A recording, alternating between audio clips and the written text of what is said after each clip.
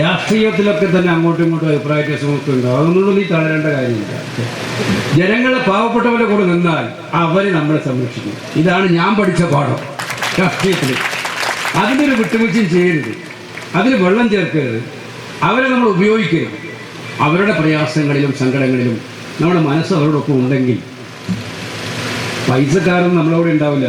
അവരാവശ്യത്തിന് വരും പോവും, അതുപോലെ പോകും. മനസ്സിലായില്ലേ? അവരെ ഇലക്ഷൻ വോട്ടിയാലും പറ്റില്ല. അവർ വരുന്നത് ഈ പാവങ്ങളാണ്. അവർക്ക് അവരുടെ മനസ്സുകൊണ്ടാണ്. അതുകൊണ്ട് അവരുടെ മനസ്സുമായിട്ട് മുന്നോട്ട് പോക്കോ, എല്ലാം ശരിയാവും എന്ന് മാത്രമേ ഞാൻ പറയുന്നുള്ളൂ. പൊതുപ്രവർത്തകനെ സാധാരണക്കാരൻ മനസ്സൊരു മനസ്സുകൊണ്ടാണ് പൊതുപ്രവർത്തനമാകുന്നത്. എല്ലാവർക്കും പൊതുപ്രവർത്തനമാകാൻ പറ്റില്ല.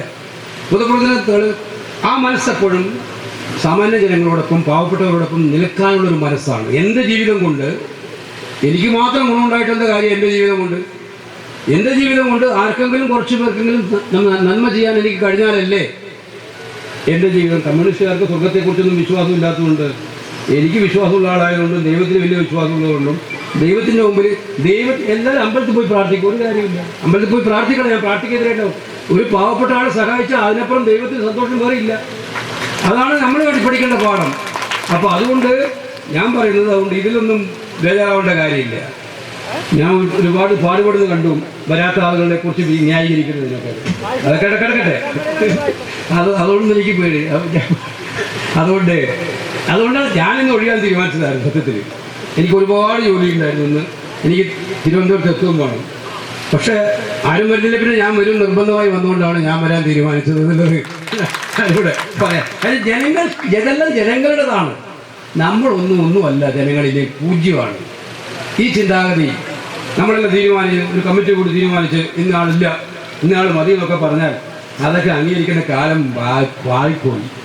ജനങ്ങൾക്ക് അത്രയും ശക്തിയുള്ളവരാണ്, അവർ തീരുമാനിക്കും എന്ന് ഞാൻ പറയുന്നുള്ളതുകൊണ്ട് അതുകൊണ്ട് ഈ സഹോദരനെ ഞാൻ എത്ര നാൾ മുമ്പിലെ കാണുന്നു അറിയാം, സുരേഷിനെ.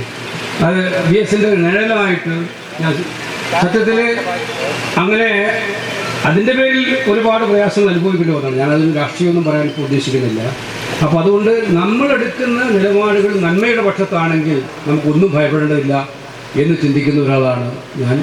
അതുകൊണ്ട് ലതീഷിൻ്റെ ഈ നന്മയുള്ള പ്രവർത്തനമാണെങ്കിൽ ജനം കൂടെ നിൽക്കും. അതുകൊണ്ട് ആ ജനങ്ങളുടെ മനസ്സിൽ നിന്നും മായാതെ സംരക്ഷിക്കാൻ നോക്കുക എന്ന് മാത്രമേ എനിക്കിവിടെ പറയാനുള്ളൂ. ഈ സംരംഭത്തിന് വലിയ സന്തോഷം. പിന്നെ എന്നെ വിളിച്ചത് MP ആയി വിളിച്ച എന്നോട് സ്നേഹം കൊണ്ടല്ല എന്നുള്ള പുള്ളിയുടെ സംസാരത്തിൽ മനസ്സിലായല്ലോ. പുള്ളിക്ക് വേണ്ടത് സ്ട്രീറ്റ് ലൈറ്റാണ്. സ്ട്രീറ്റ് ലൈറ്റ് വിളിച്ചത്. അപ്പോൾ അക്കാര്യത്തിലാണ് വിളിച്ചത്. സ്ട്രീറ്റ് ലൈറ്റ് വേണ്ടത് പുള്ളിക്ക് വേണ്ടിയിട്ടല്ല, ഈ നാട്ടിലെ ജനങ്ങൾക്ക് വേണ്ടിയിട്ടാണ്. ആവശ്യം ഞാൻ തീർച്ചയായിട്ടും പരിഗണിക്കുമെന്നുള്ള കാര്യം അറിയിച്ചുകൊണ്ട് എൻ്റെ വാക്കുകൾ അവസാനിപ്പിക്കുന്നു. ഈ നിങ്ങൾക്കെല്ലാവർക്കും എൻ്റെ വിഷു ആശംസകൾ, ഒപ്പം ഈസ്റ്ററിൻ്റെ ആശംസകൾ. നമസ്കാരം.